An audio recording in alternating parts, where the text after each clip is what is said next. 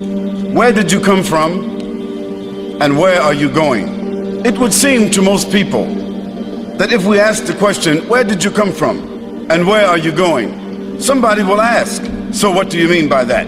Where did you come from and where are you going? Now all of a sudden you don't get such a direct, impromptu answer. What you mean, origin? What you mean, creation? Before you existed, there had to be a plan, there had to be a purpose, there had to be an intent. Where are you going? What will be your final destination? So you ask, what you mean by that? I mean exactly what I said. Final means finished, over, through, the end. So the Prophet sallallahu alaihi wasallam, he gave us an example of this world, that we are on a trip and we have been dropped into this world to eat and to drink and to rest and to work for some time, and after that we will get back on this mount vehicle and we'll be headed towards another destination. So if we were brought into being, that is, we were brought into existence, we were brought into existence by someone's will, by someone's determination, then there is someone who has willed existence. And what is existence? Go to your dictionary, go to the Funkin Wagner, go to the Oxford, go to the Merriam-Webster dictionary and look up the word existence. It says everything within space and time. Now think about that. There is not even a description in any language that can tell you exactly what is within space and time. Space and time has limitations, but we have never traveled there, because everyone is regulated by what? Time. The black, the white, the male, the female, every human being is governed by the time. The presidents, the chairmen, the champions, everyone is governed by time. You only have a certain amount of it, time. Everyone is looking at the time, what time we started, what time we end. Everyone is governed by the time. So Allah subhanahu wa ta'ala, the creator of the heavens and the earth, sent a revelation to Muhammad sallallahu alaihi wasallam, and he swore and he said, wal asr innal insana, surely all the human beings, from the past and the present and the future, how many they might be, countless number of human beings, all of them lafi khasr, they are losers. They will lose everything that they have gained. They will lose everything they have been given. They will lose their sight. They will lose their mind. They will lose their strength. They will lose their wife, their husband, their children, and eventually they will lose their lives. Has anybody got any doubt about that? Anybody got any doubt about that? You got doubt that you're going to lose eventually everything, including your life. If there's somebody here who won't lose that, somebody who won't have some doubt about that, stand up and tell us who you are, because you must be a Martian. And even if you are a Martian from Mars, or you're a Moonian from the moon, whomsoever you are, you will die, because you're just a part of the creation. Illa alladhina amanu, except the people who have a contract of faith, a trust, an awareness, and they have, as a result of this contract and this awareness, they have adopted a certain position. Illa alladhina amanu, the position is that they have faith, they have a commitment, they are aware, they are conscious, wa amilu salihat, and they have begun to act responsible. Amilu salihat means good actions, actions that bear good fruits, responsible actions. Watawasaw, and they cooperate. Bil haqq, with truth. Watawasaw bis sabr, and they are patient and they are perseverant with issues that come up as a result of this life. Let's talk for a moment about that. Now I'm speaking more particularly to the non-Muslims, because the Muslims, we have no doubt. We already got the evidence. We already got the getaway card. You know the getaway card. Don't leave home without it. American Express, whatever you want to call it. We all got the Diners Club, American Express. We got a better card than that. We got the getaway card. It's called Shahada. But for those that don't have the getaway card, they are not aware. Then I want to talk about this to you in particular. Let me talk to my non-Muslim colleagues. Let me talk to them for a minute about this issue. The creation, the evolutionary development of the bringing into existence the human being. according to the Quran, which is supported by science. Not that the word of God needs to be supported or proven by science, because the word of God is supreme. Science is still finding out. But for those of us who follow the role of science, the whole world, the whole cosmos as we know it, is made up of gas. Outer space, inside ourselves, gas. The basic proponent of gas is water, H2O. There's the proof of the Quran. The Quran was revealed close to 1500 years ago. Science just discovered that the cosmos is made up of gas maybe just about 80 or 90 years ago. So man is made of water and an earth substance. That's what Allah subhanahu wa ta'ala says. He created you from nutfa, and after that he calls it turab. Another place he called it teen, clay, dirt, substance. So man is made of two kinds of substance: dirt, earth, substance, and water. We know that our bodies is made of 3/4 of water. We know that. That's why when a person dies, gradually the body shrivels up like a dry leaf, because there's no more water. The skin dries up, the eyeballs dry up, all the organs dry up, the tongue dries up, the hair falls out, and nothing is left except just a dry corpse. And the only thing that continues to grow maybe is the hair and the nails, until a person looks like a snake, because the human being is made of water. I ask you, what brought this life force into existence? Like the sun is energy, the moon is energy, the electric in the walls is energy, our breath is energy, the life we have is energy, and it is all limited, but it is given to us. So this existence, the placing of this existence, this determination called life, comes about by some phenomenal authority. So you non-Muslims, all of you out there, you have come about, you are in this world because you have been given the gift of a life force, a gift. So the one who gave us life has a condition over us, that is, we must live that life in accordance to the terms. Unfortunately, as a non-Muslim, you may not know the terms. So I say to you non-Muslims, you have been living in a house for 20 years, or 30 years, or 40 years, or 50 years. You have been living in a house that has been given. You have not paid any rent any day that you have been inside that house. I'm talking about the body that houses you. That is your house.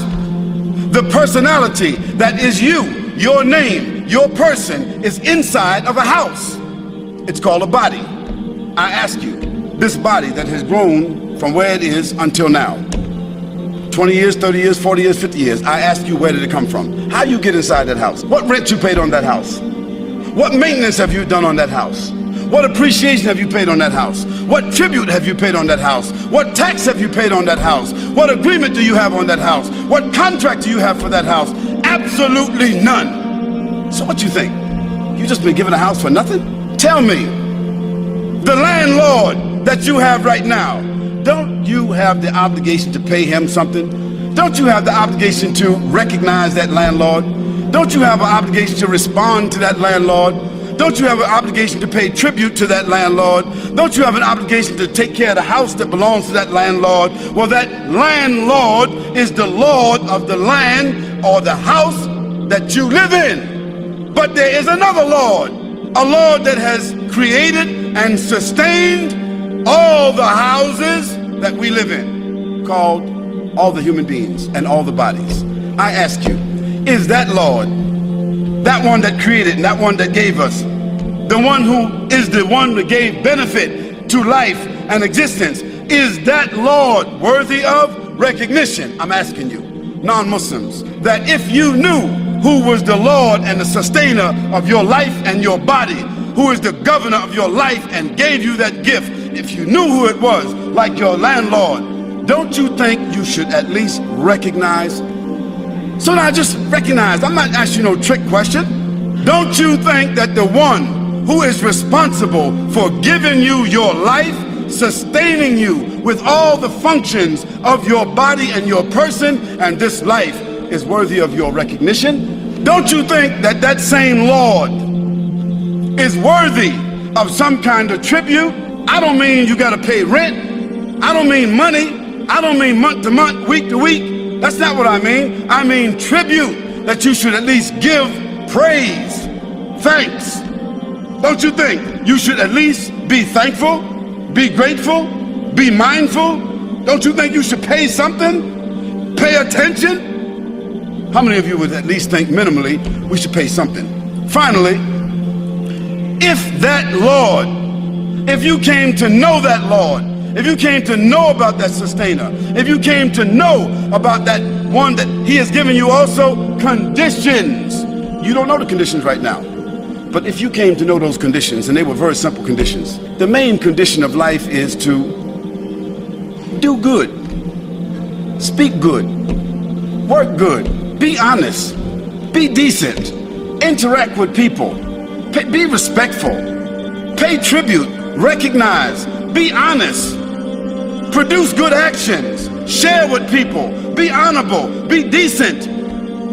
These are some simple conditions. So if the Lord of your body, of your life, the one that gave you this life, the one that you say you're willing to recognize, the one that you say you're willing to give tribute to, don't you think that you would be willing to abide by 2 or 3 simple conditions?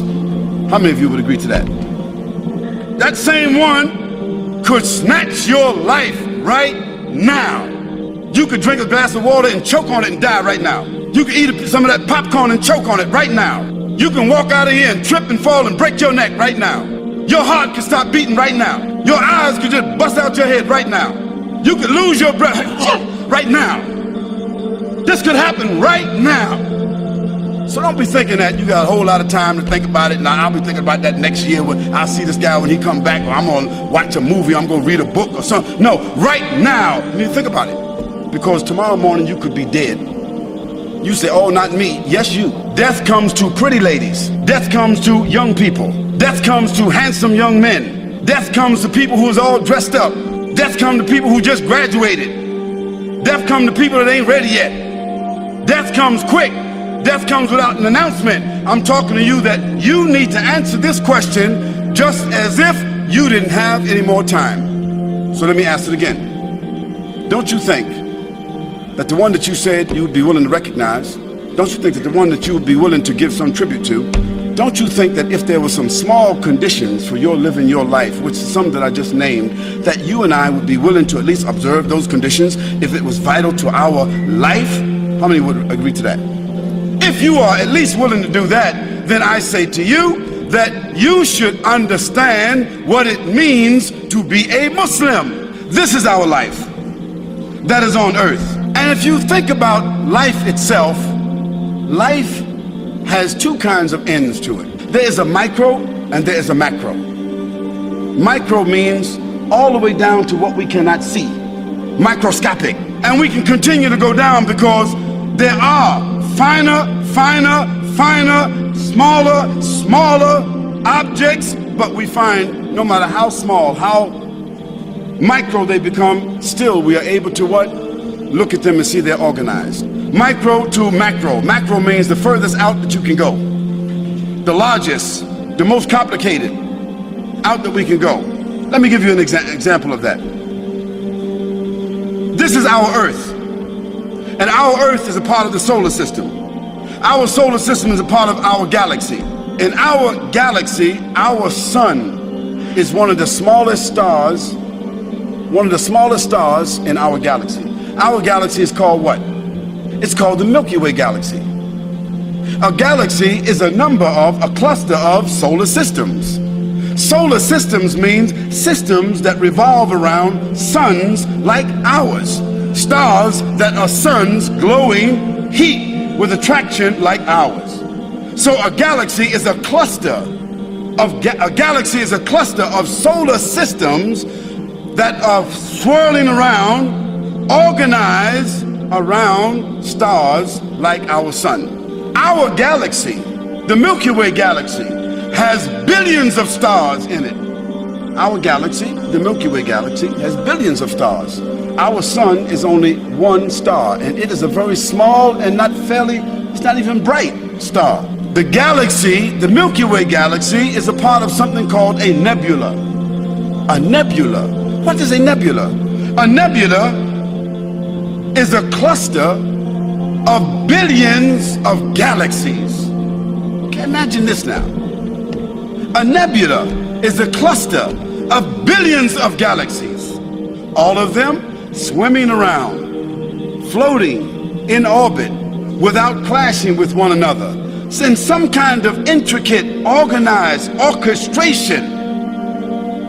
And there now have been discovered billions of nebula, billions of nebula. So therefore, going out into time and space, the human being's mind cannot imagine a nebula. You can't imagine billions of nebula. So from micro to macro, we see the organization. I ask you non-Muslims, if it has been designed, it has to be what? A designer. If it has been fashioned, there has to be what? A fashioner. Strength, support, reputation. You now have the responsibility because you have been told. You may not want to accept it. You might want to be blind to it. You want to play around a little bit more. You want to fornicate a little bit more. You want to drink a little bit more whiskey. You want to take a little more drugs. You want to dance a little bit more.